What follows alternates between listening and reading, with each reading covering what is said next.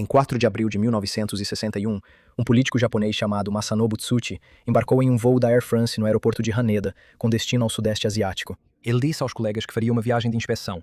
Solicitou 40 dias de licença ao parlamento japonês, onde atuava como membro eleito desde 1952. Ele pediu ao amigo que enviasse sua mala de volta para casa a partir do Laos e disse para esperar seu retorno por volta de 10 de maio. A mala chegou a Haneda com um bilhete.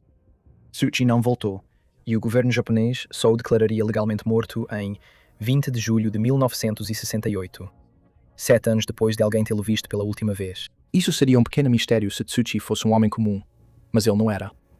Masanobu Tsuchi foi o oficial japonês mais perigoso da Segunda Guerra Mundial. Ele havia planejado a campanha da Malásia e a queda de Singapura. Ele havia ordenado o massacre de civis chineses naquela cidade. Ele foi implicado na Marcha da Morte de Bataan. Ele comeu parte do fígado de um aviador americano abatido, cozido e servido em um jantar de oficiais. E ele havia feito isso deliberadamente e sem aparente remorso. Quando o Japão se rendeu, ele foi para a clandestinidade para evitar os tribunais de crimes de guerra que o estavam caçando, e passou 3 anos escondido pela Tailândia, China e Vietnã, antes de retornar ao Japão em 1948, escrevendo um best-seller de memórias sobre seus anos como fugitivo e concorrendo ao parlamento. Ele venceu. E quando ele desapareceu no Laos, em 1961, havia pessoas que acreditavam que ele tinha ido aconselhar os norte-vietnamitas. Essa história ficou martelando na minha cabeça desde que me deparei com Tsuchi alguns meses atrás, enquanto lia sobre isso. Uma coisa levou à outra, e acabei passando várias semanas pesquisando a história do que realmente aconteceu com os soldados japoneses no Vietnã depois que a guerra terminou. Os números não são pequenos, e o impacto não é insignificante. E ninguém contou essa história direito em inglês porque ela está na interseção de 3 conflitos que a maioria das pessoas trata como separados. A Segunda Guerra Mundial, a Primeira Guerra da Indochina e, mais tarde, o conflito que os americanos simplesmente chamam de Vietnã. Essas não são histórias separadas, elas se conectam através de homens específicos. Romenos que lutaram sob a bandeira japonesa na Birmânia, no Camboja e por todo o Sudeste Asiático, que, em agosto de 1945, de repente estavam em um país que os franceses estavam voltando para retomar. Olharam para a situação e calcularam que valia a pena se juntar à guerra de independência do Viet Minh. Alguns deles morreram no Vietnã. Alguns foram forçados a deixar suas famílias para trás quando a guerra terminou e passaram o resto de suas vidas no Japão, tentando esquecer o que haviam deixado. Alguns nunca voltaram para casa. E aqui está o que torna isso realmente insano. As forças francesas contra as quais eles lutavam tinham veteranos da Waffen-SS. Alemanha e Japão haviam sido aliados. Agora, veteranos da SS alemã, usando uniformes da Legião Estrangeira Francesa, estavam matando soldados vietnamitas que veteranos japoneses haviam treinado. Antigos aliados do eixo, em lados opostos da mesma guerra na selva, lutando entre si 8 anos depois de terem feito parte do mesmo pacto. A Segunda Guerra Mundial não terminou de forma limpa. Ela se dissolveu em outros conflitos e levou seu pessoal junto. O vídeo de hoje é patrocinado pela Free Cash. Free Cash. Tudo está caro agora, e a maioria de nós não se importaria de ganhar um dinheiro extra fazendo algo que já faríamos de qualquer jeito. Então, dinheiro grátis com a Free Cash. Também não vou ficar aqui dizendo que isso vai mudar sua vida, porque não vai. São pequenas quantias que vão se acumulando. Veja como realmente funciona. As empresas gastam uma fortuna em anúncios que todo mundo pula. O Free Cash inverte isso. Em vez de pagar para te interromper, eles pagam para você realmente testar por conta própria. Jogue um jogo, teste um aplicativo, responda uma pesquisa. Você escolhe uma oferta, faz, recebe o pagamento e é totalmente legítimo. 4,6 estrelas no Trustpilot. Centenas de milhares de avaliações. Tem uma coisa que você precisa fazer. Ative o rastreamento de aplicativos. Essa é a única maneira do jogo ver até onde você chegou. E é assim que a Free Cash sabe que deve te pagar. Saque a partir de $25, PayPal, criptomoeda ou um cartão presente. Então, aqui está o que você deve fazer. Clique no link na descrição ou nos comentários fixados, ou escaneie o código QR na tela e complete sua primeira oferta.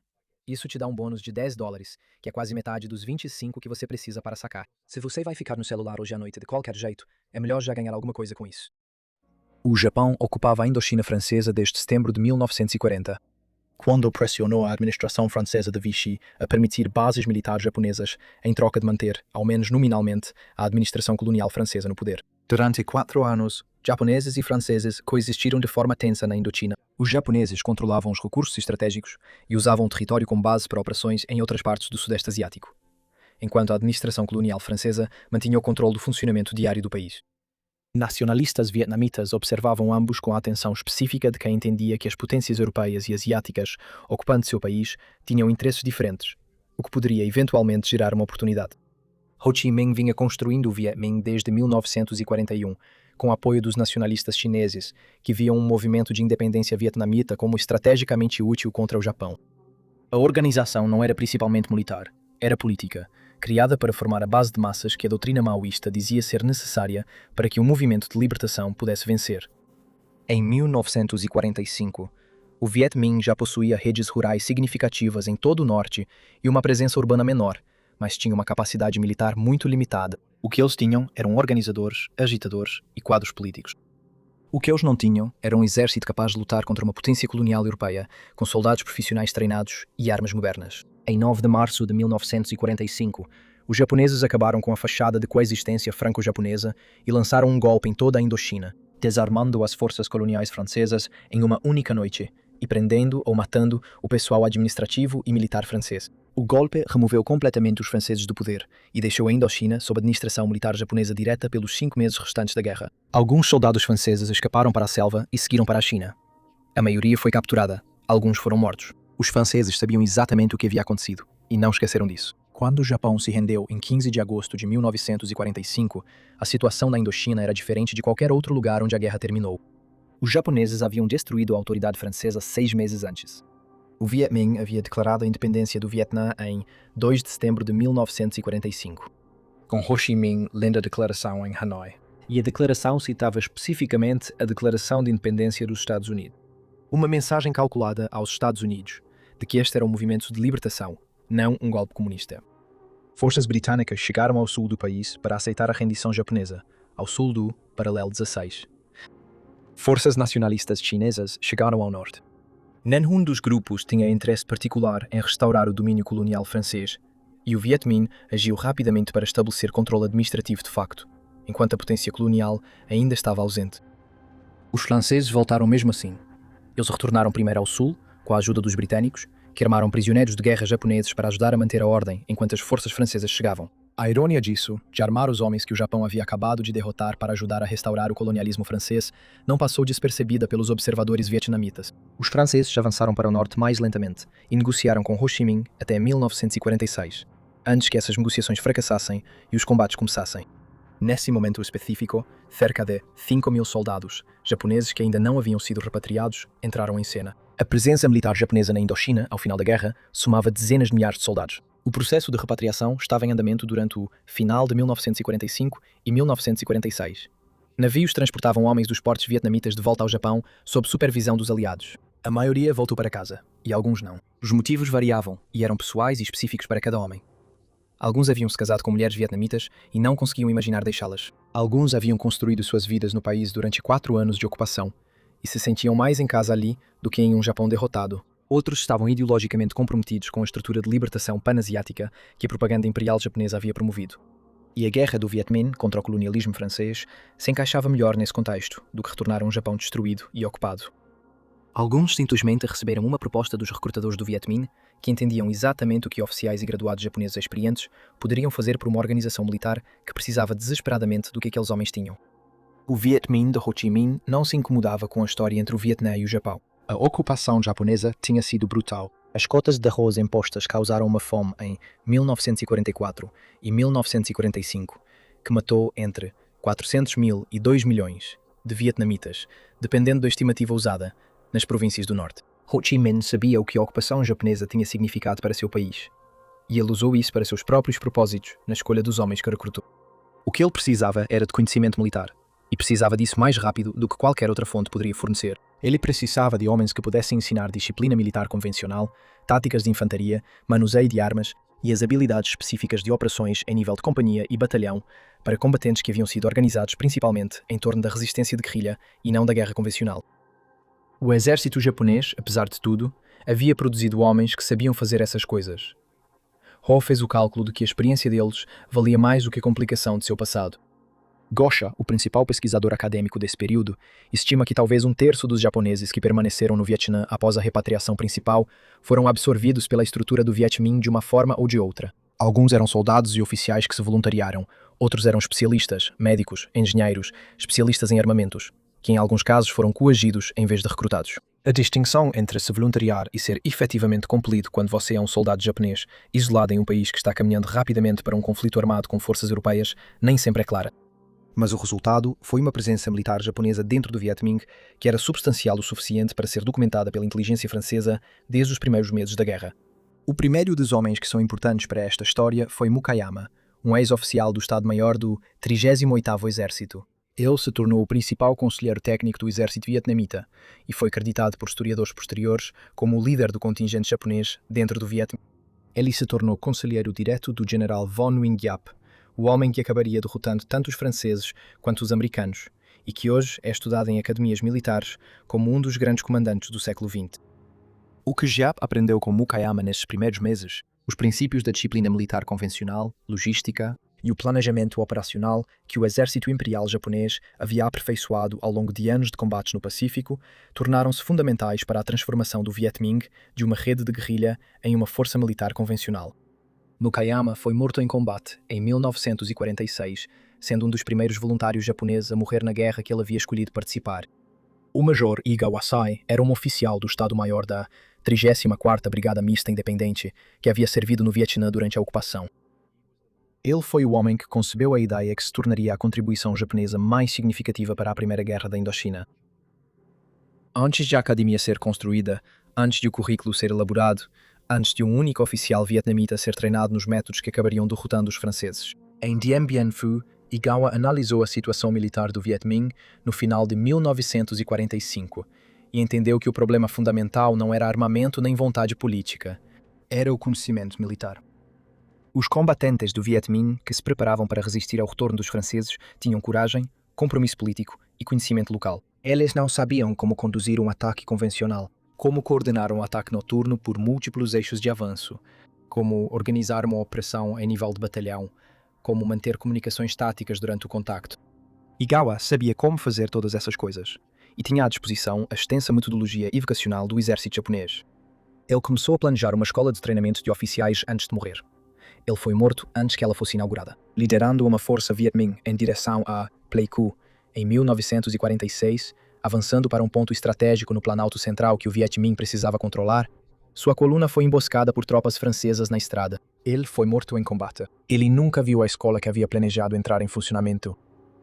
O homem que levou adiante a ideia de Iga e a tornou real foi o Major Ishitaku. Ele tinha 26 anos, em dezembro de 1945. Quando desertou do exército japonês no Camboja, com vários companheiros e seguiu para o Vietnã. Ele havia sido oficial do Estado-Maior na 55ª Divisão, na Birmânia, supostamente o major mais jovem do exército imperial. Ele cruzou para o Vietnã sem um plano claro, além da convicção de que voltar para casa não era algo que ele pretendia fazer. Ele entrou em contacto com o Viet Minh por meio de redes que a ocupação japonesa havia deixado espalhadas pelo país. Encontrou comandantes do Viet Minh. Eles entenderam imediatamente o que um major de 26 anos, com experiência na campanha da Birmânia, poderia oferecer, e ele foi incorporado à estrutura militar que eles estavam construindo. Em 1946, ele estava à frente da Academia Militar de Quang Ngai como seu comandante provisório.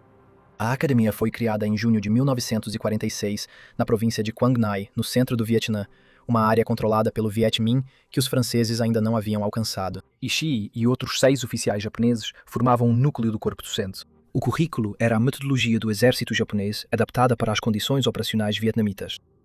Os alunos eram combatentes e oficiais do Viet Minh que vinham em grupos, recebendo um treinamento que nenhum deles poderia ter obtido em outro lugar, porque não havia nenhum outro lugar que oferecesse isso. Mais de 400 oficiais e soldados vietnamitas foram treinados em Quang Ngai antes que a academia encerrasse suas operações. Alguns desses 400 homens mais tarde se tornaram generais no exército que lutou contra os Estados Unidos nas décadas de 1960 e 1970. O DNA tático que Ishii plantou em Quang Ngai em 1946 ainda estava produzindo resultados 20 anos depois contra as forças americanas. O que Ishii ensinou era específico e documentado. Assaltos a posições fixas, ataques noturnos com múltiplas unidades convergentes, exercícios em nível de companhia e batalhão integrando a infantaria, morteiros e artilharia leve. Procedimentos de comunicações táticas que permitem que unidades dispersas coordenem movimentos sem romper o silêncio de rádio e navegação por mapa e bússola em terrenos sem pontos de referência. As habilidades específicas que o exército imperial japonês havia aperfeiçoado durante a Guerra do Pacífico e que o Viet Minh não tinha como desenvolver sem alguém que tivesse vivido essas experiências. Um relatório militar francês de 1947 observou com preocupação específica que o comportamento tático das unidades do Viet Minh nas províncias do norte havia mudado qualitativamente em relação ao ano anterior. Os padrões de ataque estavam mais disciplinados. Os ataques noturnos mostravam uma coordenação que sugeria treinamento profissional. As técnicas de emboscada estavam mais sofisticadas. A conclusão da inteligência francesa foi que militares japoneses eram diretamente responsáveis pela melhoria. No sul da província de Trang Bao, a inteligência francesa documentou que 36 dos 50 instrutores militares ligados às unidades Viet Minh eram japoneses. Esses não eram conselheiros, mas instrutores, homens que estavam ativamente conduzindo programas de treinamento para combatentes vietnamitas que usariam o que aprenderam contra soldados franceses poucos meses após concluírem seus cursos. M. Hanoi, um estudioso japonês com educação ocidental chamado Kiyoshi Komatsu, comandava o Comitê Internacional do Viet Minh de Ajuda e Apoio à República Democrática do Vietnã, a organização que gerenciava a assistência militar e técnica estrangeira ao governo de Ho Chi Minh.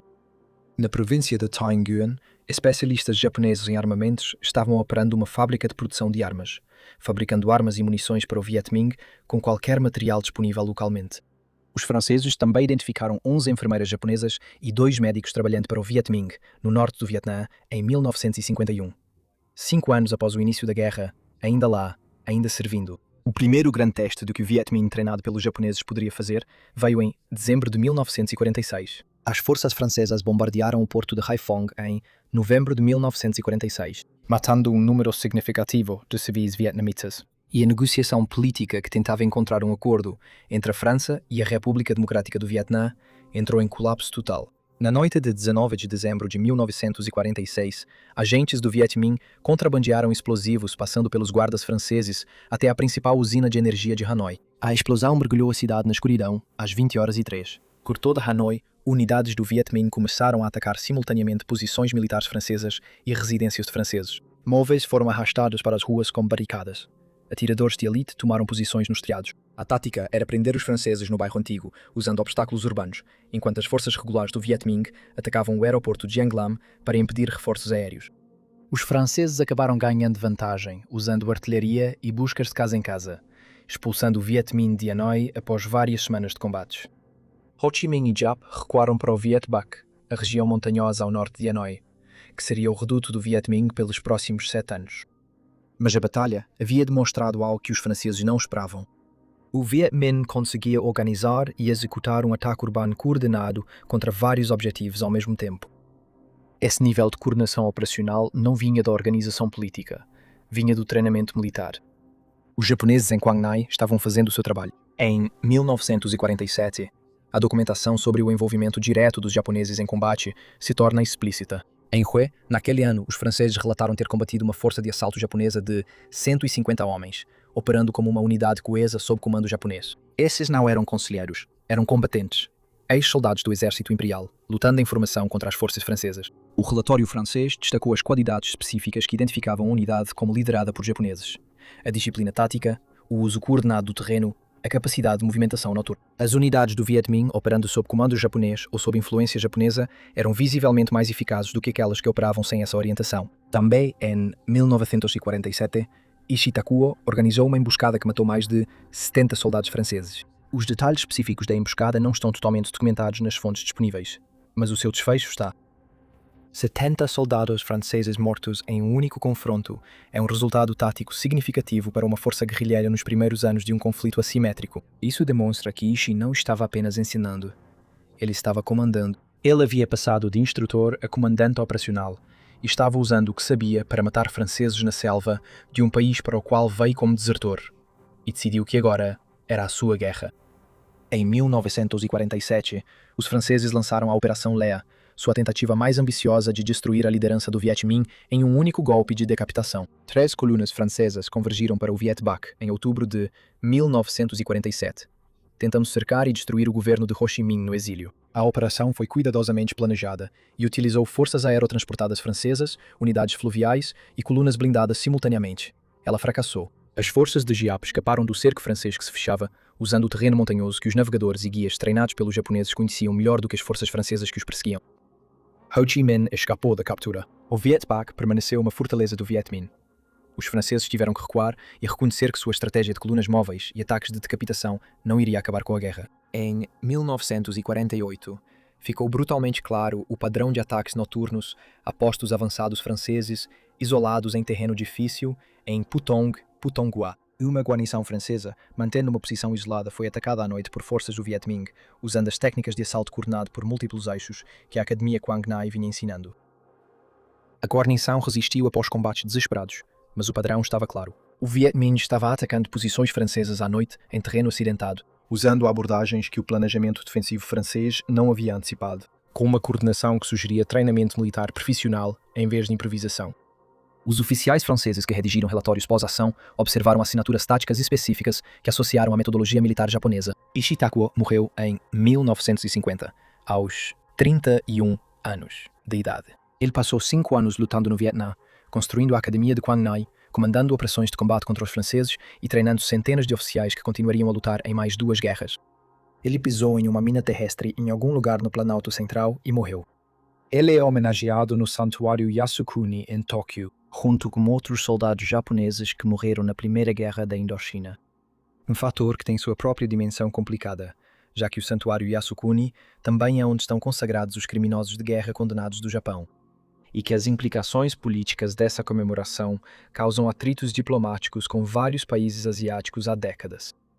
Nakahara Mitsunobu sobreviveu. Ele nasceu em 1922, na província de Ehime, e tinha sido capitão do clube de kendo da Universidade Hosei antes de se formar antecipadamente em 1944, quando a guerra precisou dele. Ele foi designado para Hue em 1944 como oficial de inteligência da 34ª Brigada Mista Independente. Em julho de 1945, antes mesmo do Japão se render, ele já havia feito contato com o Viet Minh. Ele vinha observando a situação política na Indochina há meses e já havia chegado a conclusões sobre para onde as coisas estavam caminhando. Quando o Japão se rendeu em agosto, ele não esperou ordens de repatriação. Em abril de 1946, ele foi nomeado instrutor na Academia Militar de Quang Ngai pelo general Nguyen Son, onde comandou o programa de treinamento do 2º Batalhão. Seu nome vietnamita era Nguyen Minh Ngoc. Ele ensinou aos oficiais vietnamitas as técnicas que havia aprendido na Academia Militar da Reserva do Exército de Kumamoto. O conhecimento institucional específico do Exército Imperial Japonês foi adaptado para as exigências operacionais de uma guerra de libertação. Ele acabou voltando para casa. Quando os Acordos de Genebra encerraram a Primeira Guerra da Indochina em 1954, Nakahara estava entre aqueles que foram repatriados. Ele voltou para o Japão, estabeleceu-se em Kamakura e viveu até 2003, morrendo aos 81 anos, com experiência de vida específica de quem foi um oficial de inteligência imperial japonês que passou 8 anos treinando o exército que derrotou a França na Ásia. Ele foi entrevistado por pesquisadores japoneses anos depois e descreveu seu tempo com o Viet Minh com a precisão ponderada de um homem que processou uma experiência complicada ao longo de décadas. Seu relato é um dos poucos depoimentos japoneses em primeira mão sobre como era realmente a Academia de Quang Ngai. Por dentro, como eram os estudantes vietnamitas, o que eles aprendiam e com que rapidez aprendiam, e o que significava ser um oficial japonês ensinando os inimigos dos franceses nas selvas do Vietnã Central em 1946. Agora, a contradição. Porque, enquanto veteranos japoneses treinavam o Viet Minh, o corpo expedicionário francês que lutava contra eles continha um número significativo de homens com sua própria história recente complicada. A Legião Estrangeira Francesa, que formava um componente substancial e de elite das forças francesas na Indochina, havia recrutado muitos veteranos alemães, após 1945. A Alemanha havia-se rendido. Muitos ex-soldados da Wehrmacht e veteranos da Waffen-SS não tinham um país para onde retornar, em nenhum sentido significativo. Ou estavam evitando processos por crimes de guerra, ou simplesmente haviam adquirido um gosto pela vida militar que a Alemanha civil do pós-guerra não podia satisfazer. A Legião Estrangeira oferecia salários, estrutura, anonimato e uma nova identidade. Milhares de alemães aceitaram. Esses homens, veteranos alemães da Segunda Guerra Mundial, lutando com uniformes da Legião Estrangeira Francesa na Indochina, estavam enfrentando forças vietnamitas treinadas por veteranos japoneses da Segunda Guerra Mundial. Alemanha e Japão haviam sido aliados do eixo. O Pacto Tripartite os havia unido na mesma guerra, contra os mesmos inimigos. Um ex-granadeiro Panzer da SS, que lutou na Frente Oriental de 1941 a 1945, agora estava em uma selva da Indochina francesa, enfrentando forças treinadas por um homem que havia servido na Birmânia e no Camboja, sob a mesma aliança do eixo sob a qual o soldado da SS havia operado. Antigos aliados agora inimigos, lutando entre si em uma guerra colonial no Sudeste Asiático, por razões que nada tinham a ver com o conflito ideológico que havia definido as carreiras de ambos. O contingente alemão da Legião Estrangeira Francesa lutou em alguns dos combates mais brutais da Guerra da Indochina. O desastre da Rota Colonial 4 em 950 a maior derrota francesa da guerra. Antes, Dien Bien Phu viu unidades da legião serem destruídas pelas forças do Viet Minh sob o comando de Giap, que estavam operando com um nível de capacidade militar convencional que havia sido especificamente desenvolvido através do programa de treinamento japonês. As emboscadas ao longo da RC-4, que destruíram colunas francesas no corredor Det Duc e Donk, demonstraram o resultado completo do que a Academia Quang Ngai havia produzido. Comandantes vietnamitas executando emboscadas complexas de múltiplas colunas em terreno difícil, mantendo comunicação e coordenação tática sob fogo, destruindo forças francesas que tinham equipamento superior e esperavam estar lutando contra um oponente guerrilheiro. Os oficiais do Viet Minh que planejaram e lideraram essas operações em 1950 receberam seu treinamento militar fundamental de oficiais japoneses entre 1946 e 1950. Alguns deles foram treinados diretamente por Ishitakuo, que morreu no mesmo ano em que as batalhas de RC-4 demonstraram o que ele havia ensinado.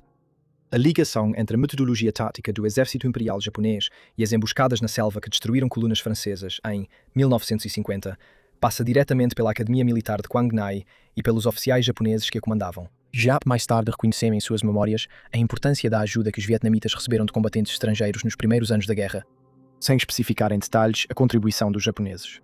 Em parte porque a dimensão política de reconhecer a ajuda militar japonesa era complicada em um país que havia passado pela ocupação japonesa. E em parte porque, quando Giap estava escrevendo suas memórias, os detalhes específicos eram menos importantes do que o resultado final. Masanobu Tsuchi merece um relato próprio, porque ele não é como os outros homens desta história. Ele não é um soldado profissional que tomou uma decisão humana sobre de que lado estava. Ele é algo mais perturbador do que isso. Tsuchi nasceu em 1902, na província de Ishikawa, e seguiu o caminho clássico de oficial imperial. Ele era um dos principais defensores do Gekokujou, o conceito militar japonês de insubordinação leal. Agir sem ou contra ordens explícitas em busca do que o subordinado acreditava ser o resultado estratégico correto. Essa não era uma filosofia incomum no exército imperial, mas Tsuchi a aplicava com uma intensidade específica que o tornava simultaneamente brilhante e catastrófico em proporções quase iguais. Ele foi o principal arquiteto da campanha da Malásia, o ataque que tomou a supostamente inexpugnável fortaleza britânica de Singapura em 70 dias, e resultou na maior rendição de forças britânicas da história. A campanha pegou os britânicos em todos os pontos em que estavam mais vulneráveis. Ela também resultou no massacre do Hospital Alexandra, no qual soldados japoneses mataram pacientes aliados feridos e funcionários do hospital. E o Sukching, o massacre sistemático de civis chineses étnicos em Singapura, que matou entre 25 mil e 50 mil pessoas. Tsuchi ordenou o Sukching. Outros oficiais japoneses foram executados após a guerra por seguirem suas ordens. Tsuchi não estava em Singapura quando esses julgamentos aconteceram. Ele também havia sido ligado a atrocidades nas Filipinas e em Myanmar, e o incidente que o define mais precisamente é aquele do qual há um relato documentado. Parte do fígado de um aviador americano abatido foi cozida e servida em um jantar de oficiais em Myanmar, sendo consumida deliberadamente e descrita por ele depois, sem aparente vergonha. Foi um ato deliberado de um homem que queria que os oficiais ao seu redor percebessem algo específico sobre sua relação com o inimigo. Quando o Japão se rendeu, os promotores aliados estavam ativamente procurando por Tsuchi. Ele se escondeu na Tailândia, vestindo-se com roupas de monge e viajando sob identidades falsas, antes de seguir para a China, onde trabalhou como funcionário da inteligência nacionalista chinesa. Ele visitou o Vietnã, onde o Viet Minh estava começando sua resistência contra o retorno dos franceses, e, segundo ele mesmo, foi oferecido um papel para trabalhar com as forças antifrancesas, mas recusou. O relato dele sobre ter recusado essa oferta é o único que existe, o que significa que deve ser tratado com o devido ceticismo, já que o restante de seu comportamento documentado sugere um homem que não recusava nada que lhe interessasse. Ele retornou ao Japão em 1948 e escreveu um livro de memórias best-seller sobre seus anos na clandestinidade chamado Senko Sanzenri, 3000. Tsuchi foi eleito para a Câmara dos Deputados em 1952 e reeleito 2 vezes com uma plataforma de rearmamento japonês. E passou a década de 1950 como uma figura pública, escrevendo livros sobre as campanhas que havia planejado e dando entrevistas a jornalistas que o tratavam como um gênio militar em vez de um criminoso de guerra. Em abril de 1961, ele disse aos colegas no parlamento que iria para o Sudeste Asiático por 40 dias. Pediu sua licença. E embarcou em um avião cuja rota planejada incluía Singapura, onde ele ainda era procurado pelo Sukching, depois Birmânia, Tailândia, Vietnã do Sul, Laos e Camboja. A especulação sobre o que aconteceu com ele abrange várias possibilidades. Ele pode ter sido morto na Guerra Civil do Laos, que estava ativa em 1961, e era o tipo de conflito em que um ex-oficial japonês, perambulando sem filiação clara, poderia facilmente acabar morto sem que ninguém reconhecesse oficialmente. Ele pode ter sido morto por agentes da CIA ou de inteligência aliada que o estavam rastreando e decidiram que um criminoso de guerra que estava se aproximando dos norte-vietnamitas não era uma complicação que eles queriam administrar. Ele pode ter sido deliberadamente absorvido pela estrutura de assessoria norte-vietnamita e morrido lá depois sob uma identidade falsa. Um escritor militar, ao analisar as campanhas norte-vietnamitas da década de 60, escreveu que, ao se considerar o brilhantismo implacável das operações norte-vietnamitas, a mão da Masanobu Tzu Chi pode ser vista claramente. Isso não é uma evidência documental. É a observação de um homem que entendia como era o tipo específico de pensamento operacional de Tzu Chi quando aplicado, e achou que o reconheceu no que Giap estava fazendo. As mulheres que ficaram para trás quando essa história terminou não fazem parte dos registros militares, mas são a parte mais humana da história. Quando os Acordos de Genebra de 1954 puseram fim à guerra, o governo vietnamita iniciou o processo de repatriação dos combatentes japoneses que haviam servido com o Viet Minh.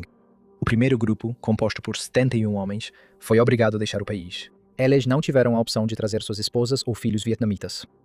A decisão foi administrativa e definitiva. 71 homens, que passaram 8 ou 9 anos no Vietnã, que se casaram com mulheres vietnamitas e tiveram filhos vietnamitas, que construíram vidas no país que eram mais reais para eles do que o Japão que haviam deixado, embarcaram em navios e voltaram para casa. Suas famílias ficaram para trás. Uma das suas mulheres era Xuan. O marido dela estava entre os 700 japoneses que permaneceram no Vietnã após 1945. Ela tinha 29 anos e estava grávida do terceiro filho quando ele partiu em 1954. Ela achava que ele estava indo para uma missão temporária. Ela achava que ele voltaria em 1 ou 2 anos. Ela esperou 6 anos sem nenhuma informação. Depois de 6 anos sem notícias, ela concluiu que ele havia morrido e montou um altar em sua casa para cultuar sua memória, como os mortos são cultuados. Ele não estava morto. Ele estava no Japão, tendo sido obrigado a partir sem aviso prévio e sem poder enviar notícias para ela. O governo do Vietnã do Norte não facilitou a comunicação entre os japoneses repatriados e as famílias que eles foram obrigados a deixar para trás. Xuan criou 3 filhos sozinha em uma plantação de arroz nos arredores de Hanoi. Os moradores da vila a chamavam de Xuan Hatsu, Xuan japonesa, e não como um termo de carinho. Ela tinha 92 anos, quando o imperador japonês Akihito visitou o Vietnã em uma visita de estado e se encontrou com 16 esposas vietnamitas, sobreviventes de soldados japoneses. O imperador expressou sua solidariedade.